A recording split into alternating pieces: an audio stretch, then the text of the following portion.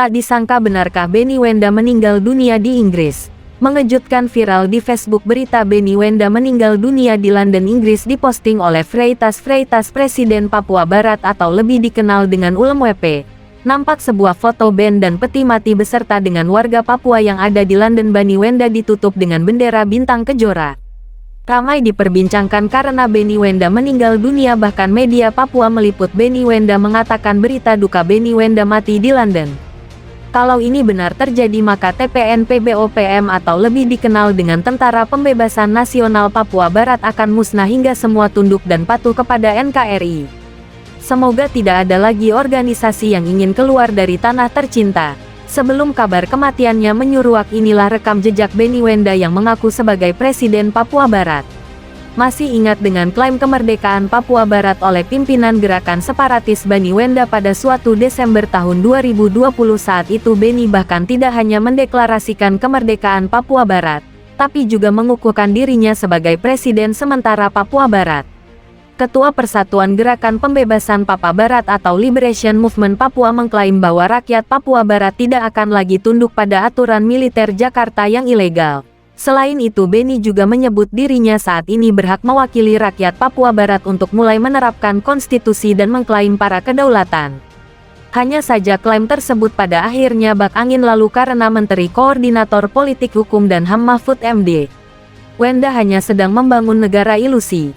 Bahkan sayap militer organisasi Papua Merdeka secara tegas menolak klaim Benny Wenda dengan menyatakan klaim TPNPBOPM tak mengakui klaim Benny Wenda karena Benny Wenda melakukan deklarasi dan umumkan pemerintahannya di negara asing yang tidak mempunyai legitimasi atau legitimasi mayoritas rakyat bangsa Papua dan juga di luar dari wilayah hukum revolusinya. Benny Wenda jelas makin merasa kehilangan dukungan dari berbagai sisi, termasuk dari dua negara yang selama ini diharapkan menjadi benteng yang memisahkan Papua Barat dari Indonesia. Rentetan kekecewaan tersebut nampaknya mendorong rasa frustasi pada Benny Wenda sehingga akhirnya dirinya mulai mengemis dukungan dari negara yang justru jelas-jelas banyak menjebak negara miskin. Benny Wenda yang kian kehilangan dukungan tersebut kemudian menyebut bahwa perjuangan rakyat Papua sudah berlangsung hampir 60 tahun. Rakyat Papua tidak berada di tangan yang aman selama masih dikuasai Indonesia, ujar Benny Wenda kepada DO Australia. Bahkan Benny Wenda menyebut bahwa sejak 1960 sudah hampir 500.000 warga Papua yang terbunuh termasuk wanita dan anak-anak. Sejatinya pada genosida yang berjalan lambat laun di tanah Papua yang dilakukan oleh pemerintah Indonesia di sisi lain, menurut pria yang lahir di Lembah Baliem tersebut menyebutkan dua negara yang selama ini diharapkannya, Australia dan Selandia Baru, kian hari kian menolak untuk bertindak atas krisis yang terjadi di Papua. Hal inilah yang pada akhirnya membuat pria yang lahir pada saat peringatan kemerdekaan Indonesia ke-29 tersebut mulai berani mengemis dukungan dari negara lain. Seperti itulah rekam jejak Benny Wenda, sang pimpinan separatis TPNPBOPM. Semoga informasi yang Mimin rangkum dari berbagai sumber ini benar dan para anggota KKB yang masih bergerilya di hutan kembali ke NKRI kembali dan membangun Papua di dalam bingkai NKRI.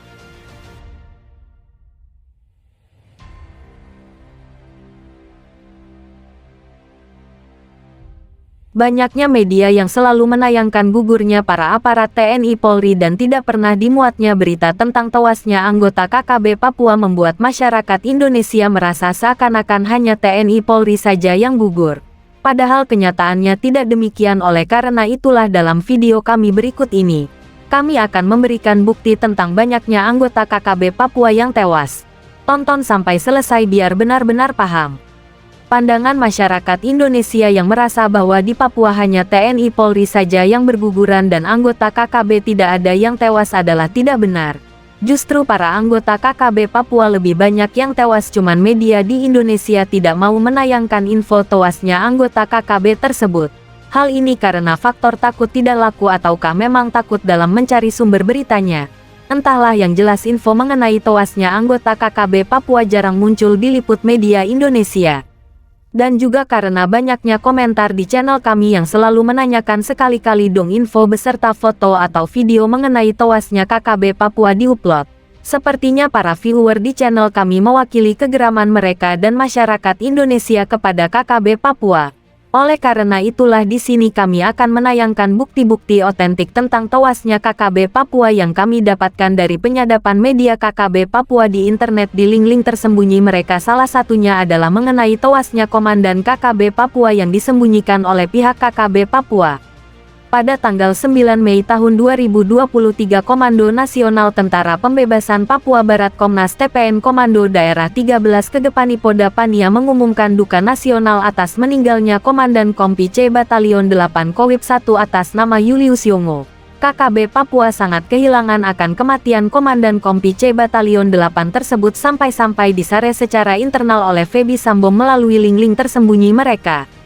Video selanjutnya adalah tewasnya Jonathan Gobay Wakil Operasi Batalion 1 Garis Merah Kowib 1 Kodap 13 pada tanggal 21 Maret tahun 2023 pukul 9 pagi WIB.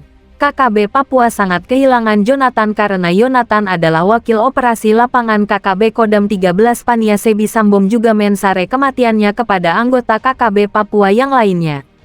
Kalau dilihat dari info yang disebarkan oleh Feby Sambom, Jonathan merupakan salah satu pasukan andalan dari KKB Papua Kodak 13 Paniai, makanya tak heran info kematiannya sampai divideoin panjang.